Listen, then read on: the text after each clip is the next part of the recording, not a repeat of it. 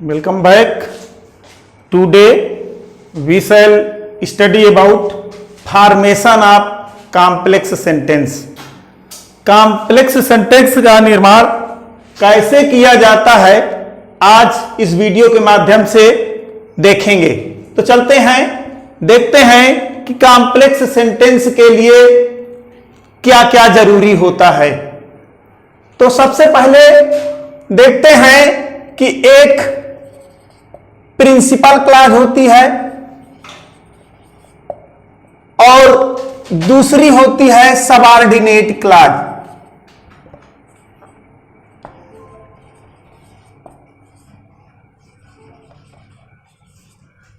Principal clause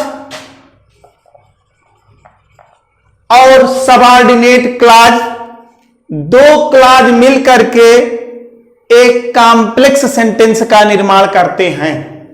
जब दो clause मिल जाती हैं तो उससे निर्माण होता है एक कॉम्प्लेक्स का। इसके पहले वाले में हमने देखा कि जब प्रिंसिपल क्लॉज और कोऑर्डिनेट क्लॉज मिल जाती थी तो कंपाउंड बनता था, जिसे हिंदी में संयुक्त कहते हैं, और कॉम्प्लेक्स सेंटेंस को हम हिंदी में मिश्रित वाक्य कहते हैं। तो कॉम्प्लेक्स सेंटेंस का निर्माण एक प्रिंसिपल क्लॉज और सबऑर्डिनेट क्लॉज एक से अधिक भी हो सकती हैं। सबऑर्डिनेट क्लॉज कैसे बनती है, सबऑर्डिनेट क्लॉज किसे कहते हैं, इसके बारे में समझाया जाएगा। सबसे पहले हम समझते हैं कि एक क्लॉज क्या होता है। अगर क्लॉज को हम विधिवत समझ लें तो फिर कैसे फॉर्मेशन ऑफ कॉम्प्लेक्स सेंटेंस होगा यह बात हम समझ जाएंगे। क्लॉज को हिंदी में उपवाक्य कहते हैं।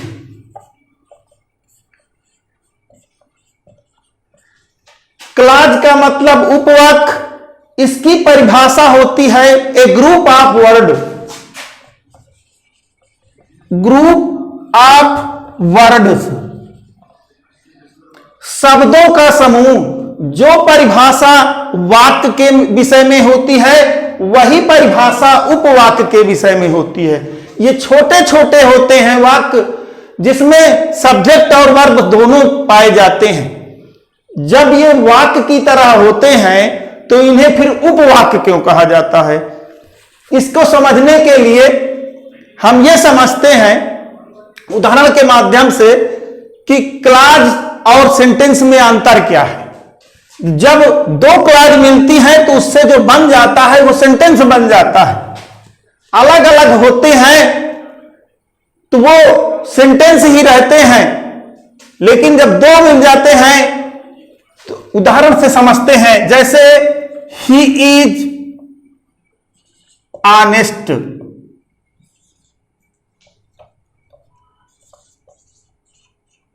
पुअर एक है, ही इज ऑनेस्ट। दोनों वाक्य अपने आप में पूर्ण है।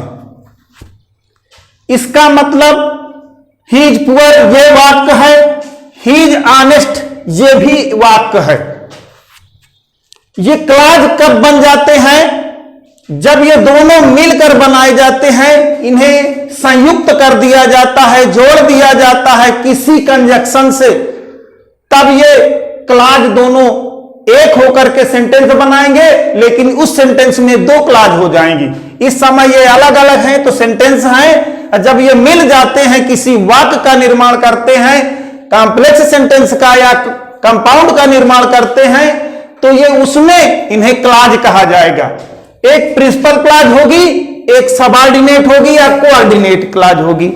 तो किसे हम प्रिंसिपल क्लॉज कहें और किसे कोऑर्डिनेट या सबऑर्डिनेट कहें, इससे समझते हैं। He is poor, he is honest.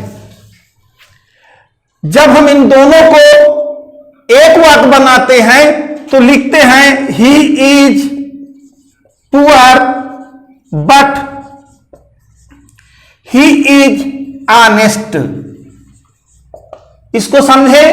अब ये दो वाक्य हो गए, एक ये, अब ये वाक्य नहीं है बल्कि क्लॉज है। यहां पे ये सेंटेंस थे, लेकिन यहां पे अब ये दो जब इकट्ठा हो गए, मिश्रित हो गए, संयुक्त हो गए, तो ये अलग अलग क्लॉज बन गए। एक क्लाज ये बनी और एक क्लाज ये बनी, समझ रहे हैं। एक क्लाज ही इज पुअर और एक clause but he is honest. अब कौन सी प्रिंसिपल क्लाज है, कौन सी सबऑर्डिनेट है, एक और होती है कोऑर्डिनेट, जिसे हमने पिछले वीडियो में पढ़ा था कंपाउंड बनाने के लिए। तो हम पढ़ रहे हैं दो क्लाज मिला करके कॉम्प्लेक्स बनाना। ये ही इज पुअर एक क्लाज हो गई, बट ही इज ऑनेस्ट दूसरी क्लाज हो गई। दोनों को मिलकर जो बना वह कंपाउंड बना। लेकिन इसमें प्रिंसिपल क्लाज कैसे पहचाने, कौन सी प्रिंसिपल क्लाज है, कौन सी कोऑर्डिनेट है या सबऑर्डिनेट है।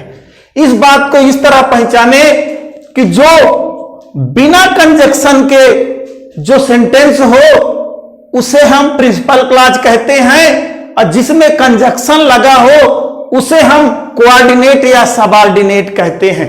हमने देखा ही इज पुअर, इसमें कोई कंजक्शन नहीं है, लेकिन यहां बट जो कंजक्शन लगा है, एडवर्सेटिव कंजक्शन बट जो लगा है, ये इस वाली क्लाज में लगा है, इसलिए ये क्लाज हो गई कोऑर्डिनेटिंग। एक सबऑर्डिनेटिंग का देखते हैं, he failed, he did not read,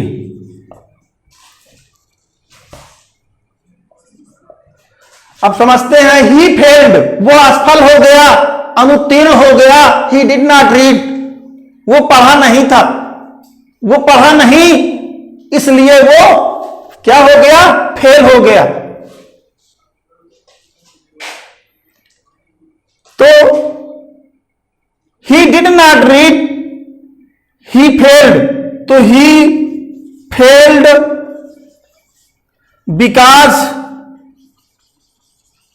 he did not read। अब इसको समझ लेते हैं। जिस दो वाक्य है हमारे पास, एक ही फेल, वो फेल हो गया, दूसरा वाक्य ही डिड नॉट रीड, वो पढ़ा नहीं, यानी दो सिंपल सेंटेंस हैं। दो सिंपल सेंटेंस को मिला करके एक कॉम्प्लेक्स बना रहे हैं।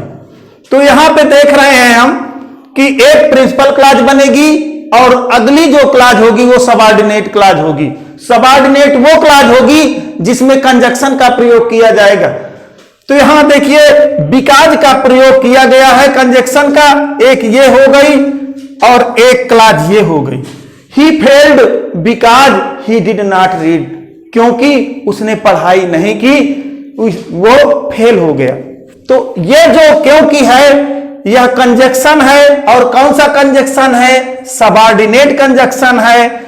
और इधर वाली जो पूरी क्लाज बनेगी इसे सबऑर्डिनेट क्लाज कहेंगे, और जिसमें कंजक्शन नहीं लगा है वह क्लाज प्रिंसिपल क्लाज कहलाएगी। इस तरह से हम अलग अलग करके सीख चुके हैं कि प्रिंसिपल क्लाज क्या होती है, सबऑर्डिनेट क्लाज क्या होती है, और क्लाज किसे कहते हैं। अब आज सीखेंगे, हम इस समय सीख रहे हैं सबऑर्डिनेट क्लाज के बारे में। कॉम्प्लेक्स बनाने में जिसका प्रयोग किया जाता है उसे सबऑर्डिनेट कंजक्शन कहते हैं। कंपाउंड बनाने में जिस कंजक्शन का प्रयोग किया जाता है उसे हम कोऑर्डिनेट कहते हैं, और जिसमें मिश्रित वाक्य या कॉम्प्लेक्स बनता है उसे सबऑर्डिनेट। तो ये सबऑर्डिनेटिंग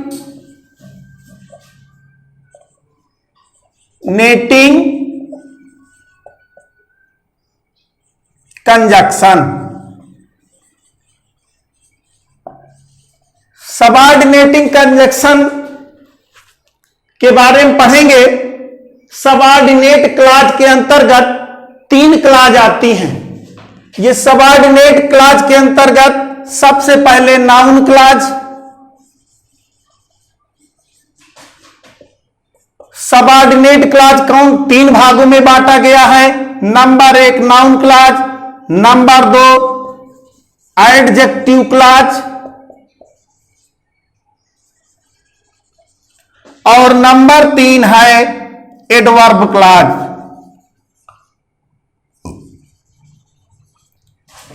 तो सबऑर्डिनेट क्लॉज तीन तरह की होती है, noun clause, adjective clause, adverb clause. Noun clause के कंजक्शन, एडजेक्टिव क्लॉज के कंजक्शन, एडवर्ब के क्लॉज के कंजक्शन अलग अलग होते हैं। इनको अलग अलग करके पढ़ेंगे। तो सबसे पहले आज पढ़ते हैं सबऑर्डिनेटिंग कंजक्शन में, यानी जो मिश्रित वाक्य बनाने में जिन कंजक्शन का प्रयोग किया जाता है उसे हम सबऑर्डिनेटिंग कंजक्शन कहते हैं। आज पढ़ेंगे नाउन क्लॉज के बारे में। तो ये नाउन क्लॉज क्या होता है उसको देखते हैं। नाउन क्लॉज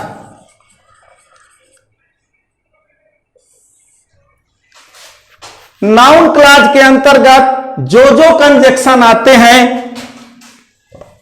उनको पहले देख लेते हैं, जिनके प्रयोग से कॉम्प्लेक्स सेंटेंस का निर्माण होता है वो क्लॉज कौन कौन से हैं।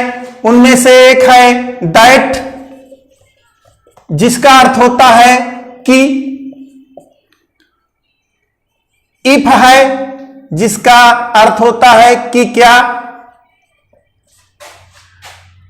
और WH फैमिली से आते हैं जैसे व्हाट है कि क्या, इसका अर्थ जो कुछ भी होता है। WH फैमिली के बहुत से हैं जैसे व्हाई कि क्यों,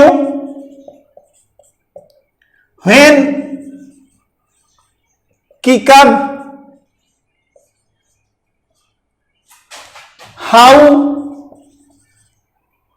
कि कैसे। WH फैमिली के अंतर्गत जितने भी प्रश्नवाचक शब्द आते हैं वो सभी नाउन क्लॉज बनाने में प्रयोग किए जाते हैं। इनमें से कुछ प्रमुख आपके सामने दिए गए हैं। अब इनके बारे में उदाहरण के माध्यम से बनाएंगे मिश्रित वाक्य, कॉम्प्लेक्स सेंटेंस। तो दैट का प्रयोग करके सबसे पहले हम सीखते हैं कि कैसे नाउन क्लॉज का प्रयोग किया जाता है। तो दैट से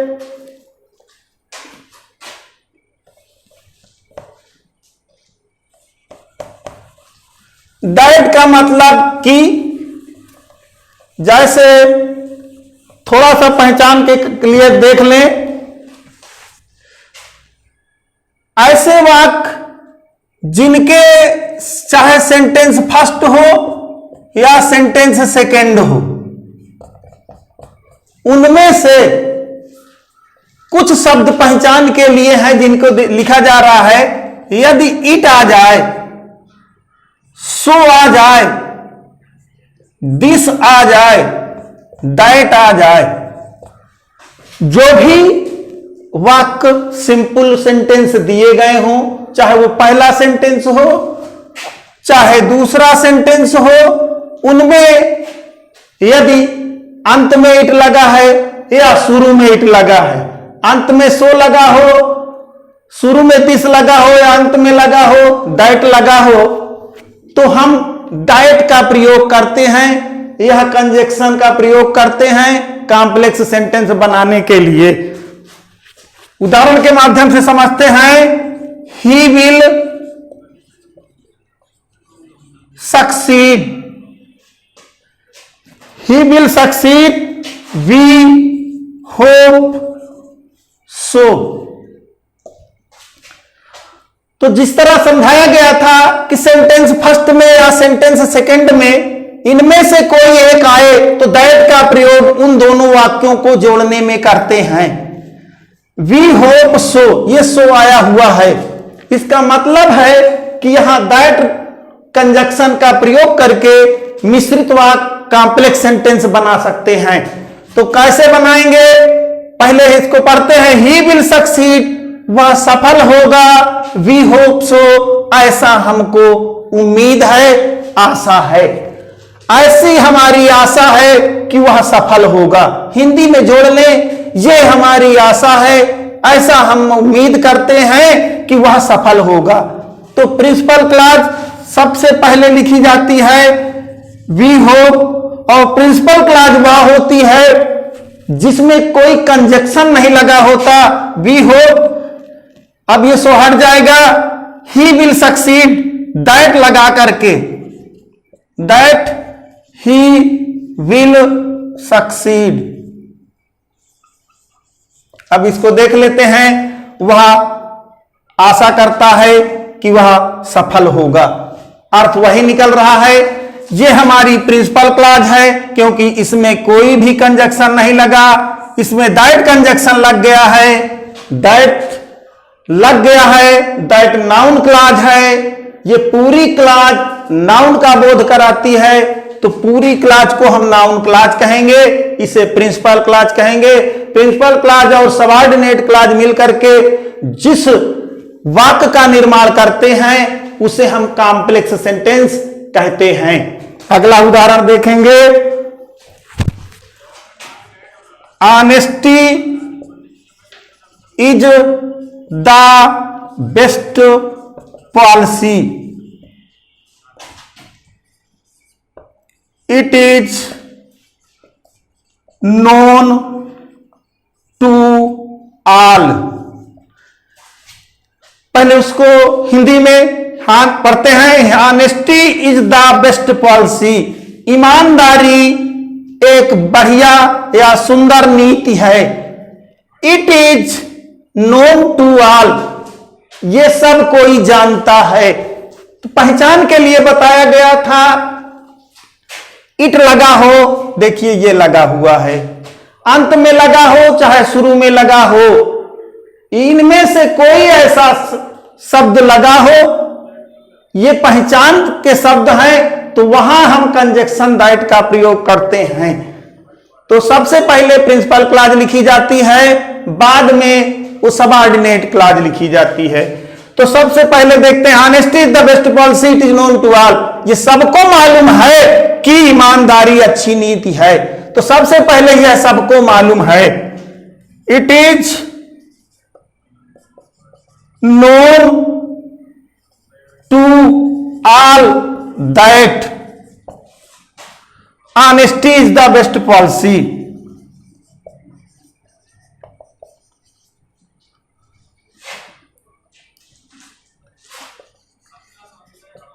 बेस्ट पॉलिसी। अब अर्थ देखते हैं, यह सबको मालूम है कि ईमानदारी एक अच्छी नीति है। वाक्य को जोड़ करके अब इसमें ये वाला हमारा बनता है प्रिंसिपल क्लॉज, जिसमें कंजक्शन लगा हुआ है दैट, उधर के पूरी इधर वाली जो क्लॉज है इसे सबऑर्डिनेट क्लॉज कहेंगे, और जो मुख्य क्लॉज है, मेन क्लॉज है इधर जो बिना कंजक्शन के होती है, उसे हम प्रिंसिपल क्लॉज या मेन क्लॉज कहते हैं। इसे इस तरह भी लिख सकते हैं, ये ऑब्जेक्ट के रूप में नाउन क्लॉज आई हुई है, सब्जेक्ट के रूप में भी नाउन क्लॉज आ सकती है। कैसे? शुरू में हम दैट लगा दें, that honesty is the best policy,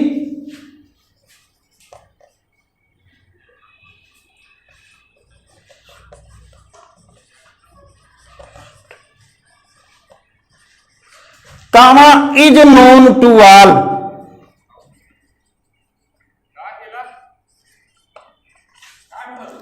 यहां दैट शुरू में लग गया है, तो अब नाउन क्लॉज सब्जेक्ट के रूप में आई हुई है, यहां नाउन क्लॉज ऑब्जेक्ट के रूप में आई हुई है। That honesty is the best policy, कि ईमानदारी अच्छी नीति है, इज नोन टू ऑल, सब कोई जानता है। तो ये सब्जेक्ट के रूप में नाउन क्लॉज आ सकती है, ऑब्जेक्ट के रूप में भी नाउन क्लॉज आ सकती है। एक उदाहरण और देखते हैं दैट को पूरी तरह से समझने के लिए कि दैट कंजक्शन कहां लगाया जाता है।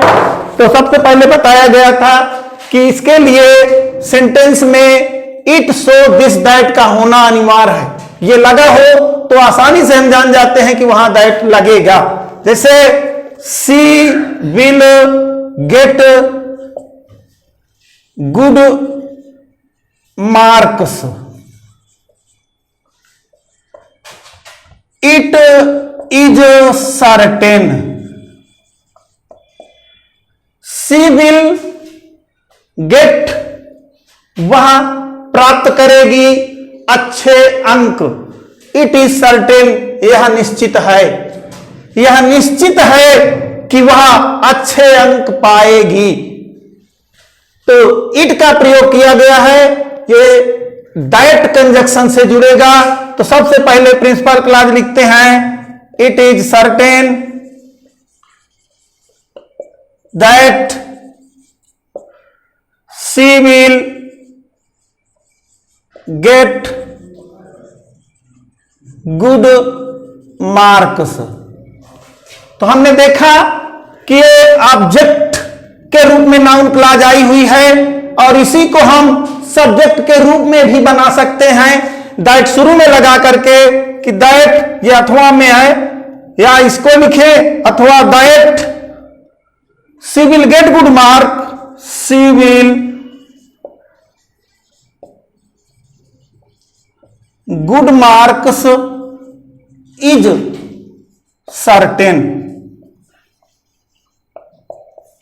इस तरह से यह नाउन क्लॉज सब्जेक्ट के रूप में आई हुई है और इधर यह नाउन क्लॉज ऑब्जेक्ट के रूप में आई है। हम नाउन का प्रयोग, नाउन क्लॉज का प्रयोग सब्जेक्टिव रूप में और उसका ऑब्जेक्ट के रूप में दोनों तरह से कर सकते हैं। समझ गया को कितना है? और एक हो सकता है इफ का प्रयोग करके। इफ का मतलब बताया गया है कि क्या। इफ के लिए जरूरी है कि एक सेंटेंस में, सेंटेंस फर्स्ट में एसर्टिव हो और दूसरा वाक्य HV यानी क्वेश्चन मार्क ऐसा हो, पहली प्रकार का जो सहायक क्रिया से प्रश्नवाचक शुरू होते हैं, एक वाक्य ऐसा होना चाहिए, एक सेंटेंस हमारा एसर्टिव हो। जब सेंटेंस फर्स्ट एसर्टिव हो, दूसरा सेंटेंस सहायक क्रिया से प्रारंभ होने वाला प्रश्नवाचक इंट्रोगेटिव सेंटेंस हो, तब हम इफ, जिसका अर्थ होता है कि क्या, का प्रयोग करके बना सकते हैं। आई डू नॉट नो, ये एसर्टिव है।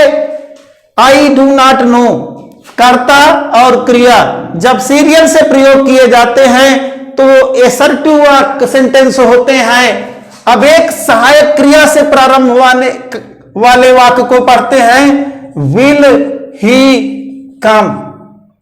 ये क्वेश्चन वाला है, सहायक क्रिया से प्रारंभ हुआ है, पहली प्रकार का प्रश्नवाचक है। बताया गया नियम यह है कि जिस सेंटेंस का पहला वाक्य एसर्टिव हो और दूसरा वाक्य सहायक क्रिया से प्रारंभ हो, तो उन वाक्यों में हम इफ या वेदर का प्रयोग करते हैं उन्हें जोड़ने के लिए। जैसे आई डू नॉट नो इफ, और जब हम वाक्य जो इंट्रोगेटिव है उसे लिखते हैं तो इफ लगाने के बाद उसको एसर्टिव बना लेते हैं। जो प्रश्नवाचक वाक्य है इसे हम एसर्टिव बनाएंगे। एसर्टिव का मतलब है पहले कर्ता फिर क्रिया फिर कर। तो सबसे पहले लिखते हैं कर्ता ही, इफ लगाने के बाद हम वाक्य को एसर्टिव में बदल लेते हैं। हमारे सामने पहले कर्ता फिर क्रिया है, तो पहले कर्ता लिखें फिर क्रिया लिखें, सहायक क्रिया मुख्य क्रिया। इस तरह से जो वाक्य बनता है वह कॉम्प्लेक्स वाक्य कहलाएगा। इफ लगा करके, इफ कंजक्शन लगा करके बनाया गया कॉम्प्लेक्स सेंटेंस। एक उदाहरण और देखते हैं, सी में बी इनोसेंट, सी में B innocent, I do not no. बताया गया एक एसर्टिव हो, सहायक क्रिया से प्रारंभ हो, यदि ऐसा नहीं है तो उसमें एक वाक्य में भी लगा हो, या तो वह सहायक क्रिया से प्रारंभ हो या तो उसमें भी लगा हो, तो हम इफ का प्रयोग करते हैं। यहां एक वाक्य में हमको भी मिल गया, एक एसर्टिव है, जो एसर्टिव है उसे पहले लिखते हैं आई डू नॉट नो। अब क्या लगाते हैं इफ, जिसमें बी का प्रयोग किया गया हो और एक एसर्टिव हो, तो इस तरह के वाक्य को हम इफ से जोड़ते हैं।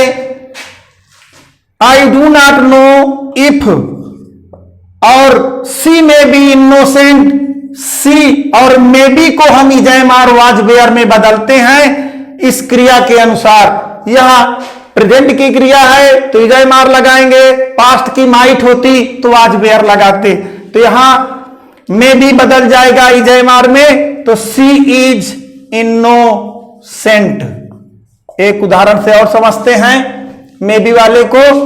आई do not know if she is innocent, मुझको नहीं पता कि वह निर्दोष है। एक उदाहरण और देख लेते हैं अच्छी तरह से समझने के लिए इफ का प्रयोग कैसे करते हैं। You may be wrong, you may be wrong, तुम गलत हो सकते हो। आई कैन नॉट से, मैं कह नहीं सकता हूं। किस कंजक्शन का प्रयोग किया जाएगा इसकी पहचान आपको बताई गई है कि एक एसर्टिव हो तो दूसरा हेल्पिंग वर्ब से स्टार्ट हो, यदि ऐसा ना हो तो उसमें मे भी लगा हो। यदि यह शर्त मालूम हो गई है, ये उसमें मिलती है, तो हम फिर सीधे इफ का प्रयोग करते हैं। हमें यह मिल गया, हेल्पिंग वर्ब से नहीं स्टार्ट है बल्कि मे भी उसमें लगा हुआ है, मे भी लगा हो तो हम इफ का प्रयोग करते हैं। इफ का प्रयोग सबऑर्डिनेट कंजक्शन है यह इफ, और हमें कॉम्प्लेक्स सेंटेंस निर्माण में काम आता है। इससे हम कॉम्प्लेक्स सेंटेंस का निर्माण करते हैं। तो सबसे पहले प्रिंसिपल क्लॉज लिखते हैं आई कैन नॉट से, मैं कह नहीं सकता कि। If you may be wrong, कहा गया है, बताया गया है कि मे बी आ जाए तो उसके स्थान पर हम इजयमार का प्रयोग करते हैं। यू के साथ क्या प्रयोग होगा, are, you are wrong. I can not say if you are wrong. इस तरह से ये जो वाक्य बना, दो क्लॉज मिला करके, ये प्रिंसिपल क्लॉज और ये जिसमें कंजक्शन लगा हुआ है ये सबऑर्डिनेट क्लॉज, दोनों क्लॉज बना मिला करके जो वाक्य का निर्माण किए उसे हम कॉम्प्लेक्स सेंटेंस कहते हैं। कॉम्प्लेक्स सेंटेंस का निर्माण दो क्लॉज मिल करके और उसमें कंजक्शन मिला करके किया जाता है। एक गृहकार के लिए दो वाक्य दिए जाएंगे, उन्हें आप करके दिखाएंगे। The two student क्यूरेल्ड,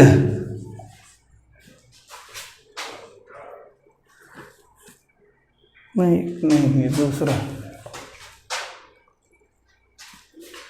the sun rises in the east. एक वाक्य दूसरा है दिस इज फैक्ट।